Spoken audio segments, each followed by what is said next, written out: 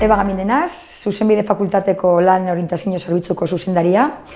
Zertarako dago zerbitzu hau, behar bat ez dozue ezagutzen. Bada fakultatea daukan zerbitzu bat zuen etorkizun profesionala lantzeko eta hobetzeko. Zerbitzu honetan, orain dela urte batzuk, hainbat jarduera antolatzen doguz, batzuk formazio jarduerak izango dira, beste batzuk orientazio jarduerak. Formazio jardueren bitartez, lehenengo mailatik tailer batzuk egin behar dira, derrigorrekoak direnak, praktikoak egin izateko.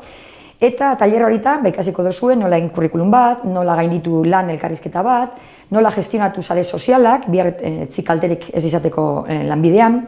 Eta horretaz aparte esan bezala, orientazio jarduerak ere badaukaguz, azken bi kurtsuetan. Jarduera honek borondatezkoak izango dira, nahi dituenarentzat, eta euren bitartez nahi duguna da irtenbide guztiak bizibilizatu izatea. Jakin, zertara dedikatu alzarien biherretzi. Topaketa bat dago urtero, abokatu bulego honenekin, oposizioen inguruan ere jardunaldi monografiko bat, horretaz aparte Europan lan egituko aukerare izango duzue, horren inguruan informazioa.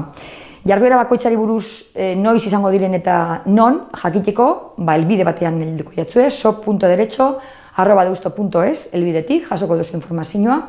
Beraz, adi egon eta laster ikusiko gara.